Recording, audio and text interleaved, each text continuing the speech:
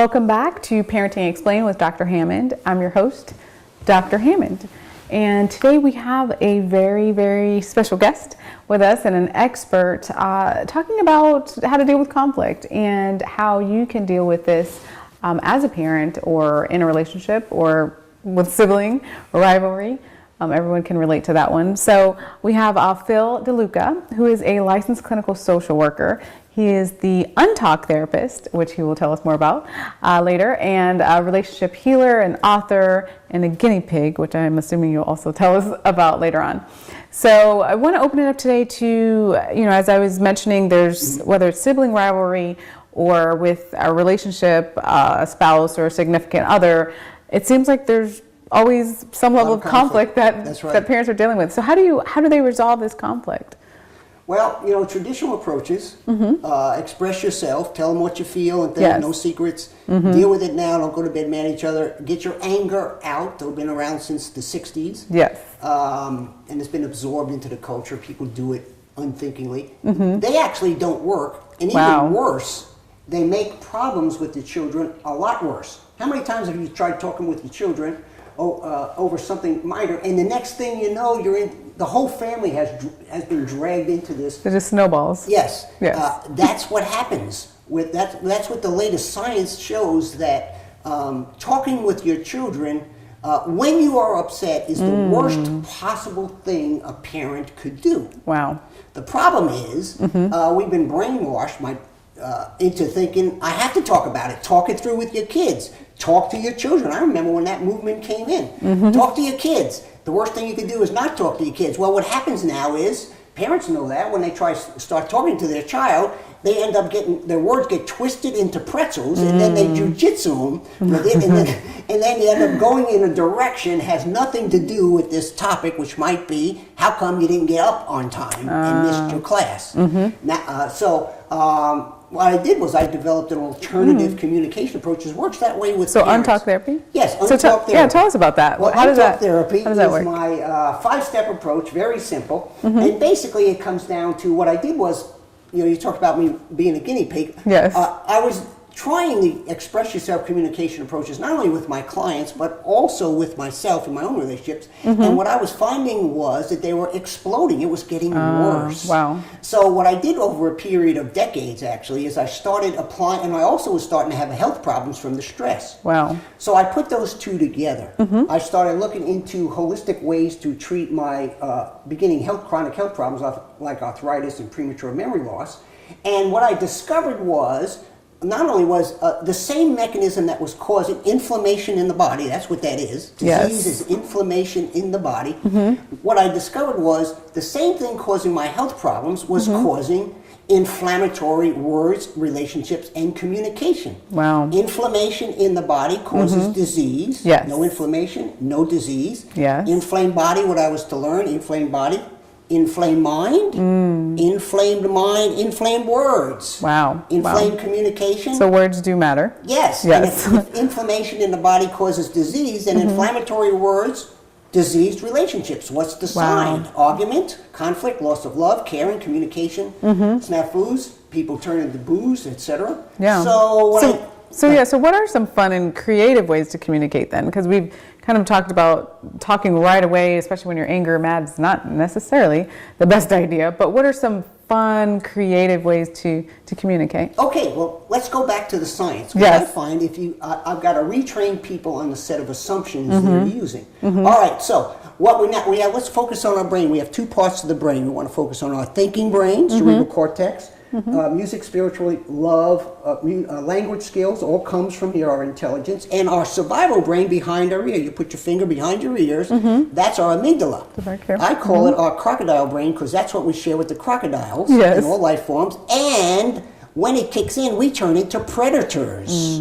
Okay, so what happens is, and in between that is a switching unit called the hypothalamus. And it switches blood from the front of the brain to the back. So here's the scenario. We get upset. Somebody gives us, says something to us, we get a bill in the mail we weren't expecting, something triggers us, we start getting upset. The body now, the fight or flight response kicks in, all right? The hypothalamus says, we got a problem here. It starts switching blood from the front of our brain to the back of our brain, and we lose up to 75% of our blood flow here, and it switches back to here.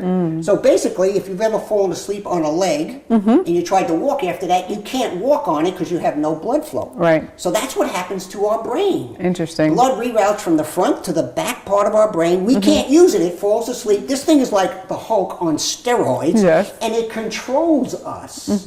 So if you've ever been upset and heard yourself having this dialogue, stay calm, I can't. No, don't take that. That's the two parts of the brain talking to each other. And then what happens as the stress keeps rising, the hypothalamus keeps switching more blood, you have what I call crocodile brain hijack. It takes over our brain and our body because it's connected to 90% of our organs, heart, liver, lungs. That's why we get pumped up when we're upset. All right, so this brain calms it down after.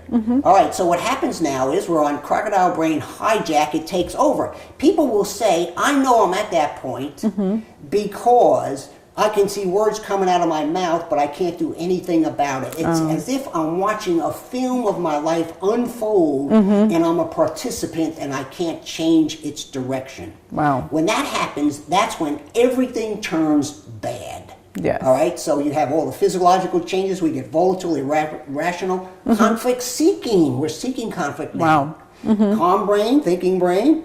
We're conflict resolving, conflict seeking. So if you've ever seen anybody who was 1 minute calm and they got upset about something and they turned into an alien, right? It's like, who is this? Yes. Like this alien pops out, like a child. You've seen that with kids. It's real obvious with kids. They get upset about something and it's like, this beast has emerged. Yes. And then they get calmer, or a spouse or us. We laugh about something, and the alien disappears, and they're back. That's the two parts of the brain actually control. So there's actually a physiological response, physical response that's going on. Yes. That is really causing this. Now, if we go back to our communication models, what it says, the conventional approaches is always talk about the problem.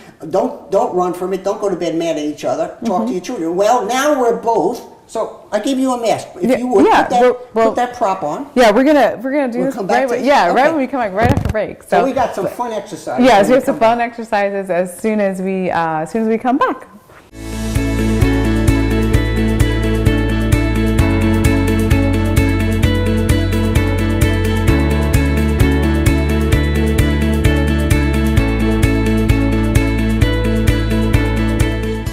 Welcome back. We've been talking about communication styles and we're going to get into some fun and creative exercises here. So why don't you tell us more about that? Well, what we talked about in the last segment was the blood reroutes from the front to the back brain, and our crocodile brain takes over. So and then the current communication approaches: talk with your spouse, don't go to bed mad at each other. Always be honest and open about what you're feeling and thinking. The same thing with your children. Yes. The big boogeyman is not talking to your children when you're upset. And actually, the science shows now that that's the worst possible time to talk and the most destructive way to deal with a problem. So let's look at this real quickly. So I get upset and I blood reroutes to the back part of my brain. So I'm going to put this on, right? Okay. So we're going to talk about this. Let's take a look at this real quick. We got this piece of paper, right? Let's do this. We got this piece of paper. Yeah. I want a copy of paper and I'm out of copy of paper. So you come back and you go to the store and you get me a copy of paper. Well, while I'm trying to print this form out for my jerk of a boss, so I'm getting real upset, as you might imagine. You have the paper. Yep. I get upset. So blood reroutes from the front of my brain to the back, right? So this represents my thinking brain, my crocodile brain, dark, bleak, doom, gloom, hostile, provocative. Yes. All right? Now, I'm also going to put on these dark Elton John purple glasses because our lens gets dark and warped. Wow. So I'm seeing things very warped. Everything's purple in here when in reality it's not, but you can't convince me of that. Yes. So now you come back with the paper, right? And you say, here's the paper. And I say, well, what good is purple paper? That's useless to me. Only an idiot would bring me purple paper. And you're trying now to talk through that. And I'm twisting everything around. I'm saying, what do you mean white? That's purple. What do you think, I'm an idiot or a fool? Right. If anybody's a fool here, you are. And now you get upset. So blood reroutes from the front of your brain to the back. I have to put this on? Yes, put that on. So now we have, right? Now if you had, let's say, your lens also changes, and let's say you put on some dark green sunglasses, okay? So now, I'm saying, so are you really going to tell me this is white paper? So, you're looking at it through green paper. Green lens. What are you going to say? It's green. It's green. It's green. Before it was white, now it's green. What's it going to be in a minute? Yellow? Only an idiot would say that. Now that's something like that idiot mother of yours would say. Now there's an idiot. Now you come back with, don't bring my mother into this. What does she have to do with this? She died 10 years ago. Yeah. Loved you like a son. What does she have to do with this? And I'd be like, your mother has everything to do with it. She thought of nothing but herself. She was a no good. And then we go down that road. Yes. So, and then we get, what happens is we get calmer, right? So blood reroutes from the front of our brain, back from our back brain to our front brain. We take this off, right? Lens clears up. Yes. And now we're like, that is white. Yes. Now I feel embarrassment, regret, shame. So what I developed was an approach that blocks that communication when we're in that provocative, distorted mindset. And basically it's when you get upset. It's very simple. Notice when you get upset. Let me ask you, can you tell when you're getting upset? What's the sign? My stomach gets tight in a knot a certain way. Yeah. I know that when that happens, if I continue on from any point further, what I'm going to do is say, because this is a very volatile, it's a conflict-seeking brain. This, a clear lens, is a conflict-resolving brain. So if I'm in a conflict-seeking brain and you're in a conflict-resolving brain, what's going to happen? I'm going to twist everything you say and jujitsu it and make it into conflict because I need conflict. That's what it's made for. It's made for conflict. It's like oxygen and fire. So I'm going to twist everything around. So one of the things that works incredibly well, I discovered, was if I can get people to see what's going on, I'm going into this hostile mode, it's not a good time to talk, or you're in a conflict mode. I can tell by your look, right? Yes. I can tell when my wife is in a crocodile brain, as she can tell with me. Yes. That's not the time to talk because your agenda is not conflict resolution, fixing the problem. It's getting me. So it's critical to pay attention to that piece. Yes. So what I do now is, ideally, I would like to have people be able to be around the other party and not be in that mindset. But people can't do that initially.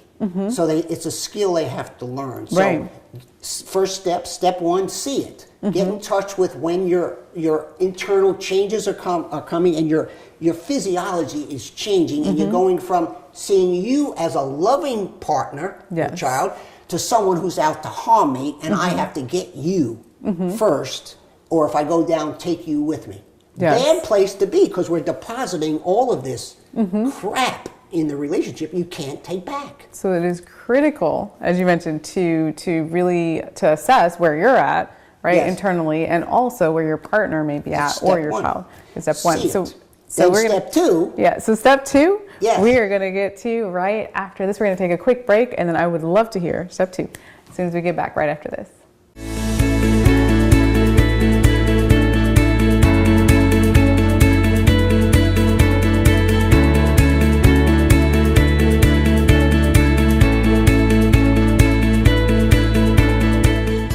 Welcome back. We were talking about different ways to communicate, creative styles, things you need to know, and we're going to continue on step two of the process, so go ahead. Okay, step one, see what's going on, be aware.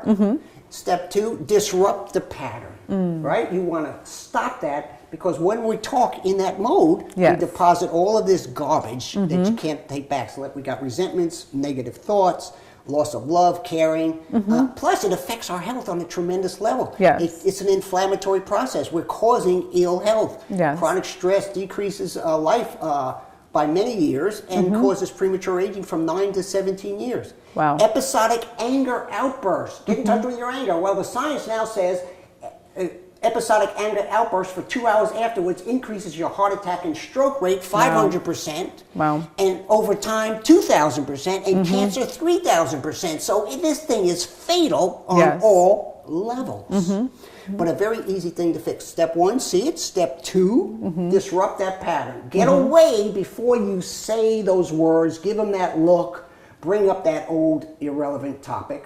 Now, step 3, you got to detox it. How are you going to calm down? Yes. You got to get the blood from here back to here. And how do you do that? Well, exercise is real good. If you can, go for a walk. That's why we're so anxious when we're upset. The body is ready to fight or flee to the death. And if we sit in our room fuming, it's like putting your foot on the accelerator and the brake in your car. Something's going to blow.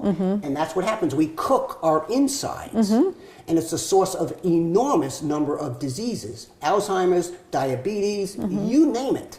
So detoxing. How are you going to detox? Music, pray about it if you're into prayer, comedy, connect with people.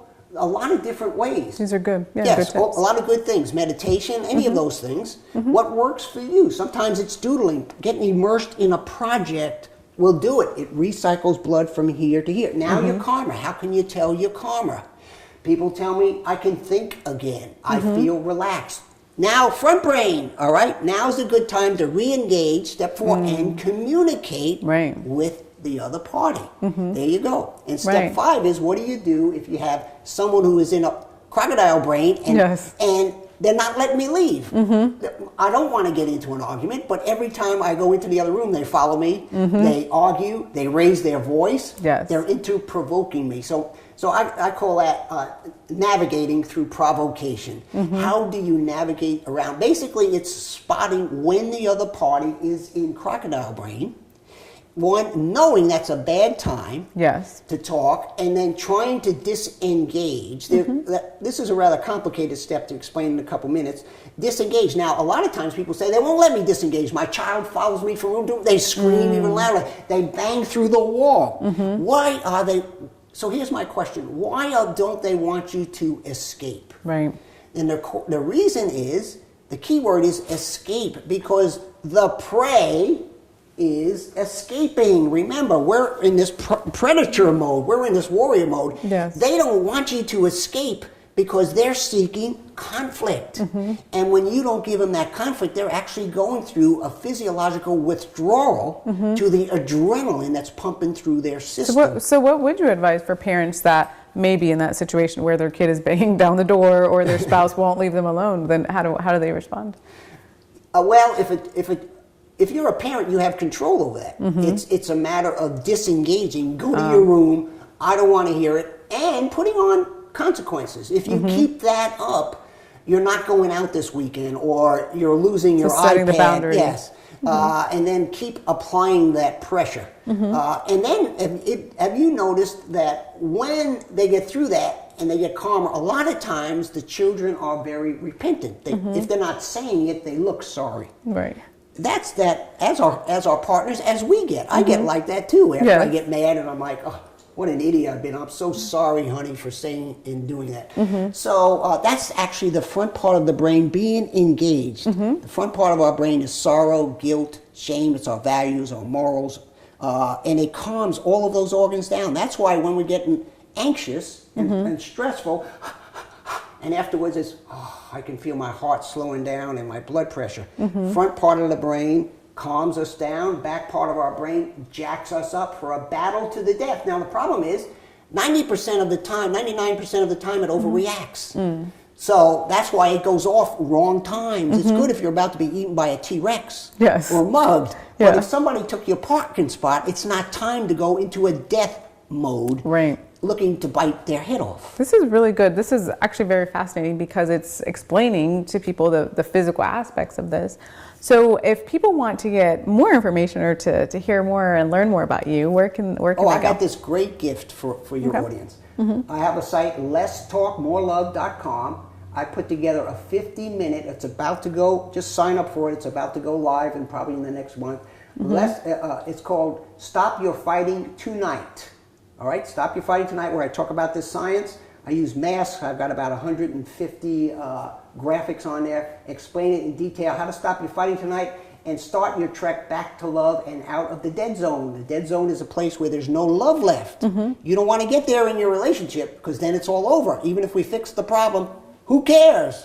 I don't love you anymore. So Let's talk more love, very simple. 5-step program. It's free, and it'll show you, as soon as you're done with that, you will know the science behind what we just talked about and what to do to stop arguments then, right there. Nice. At minute 51, you will be stopping your chronic arguments that may have been going on for years, if not decades. Nice. Love it.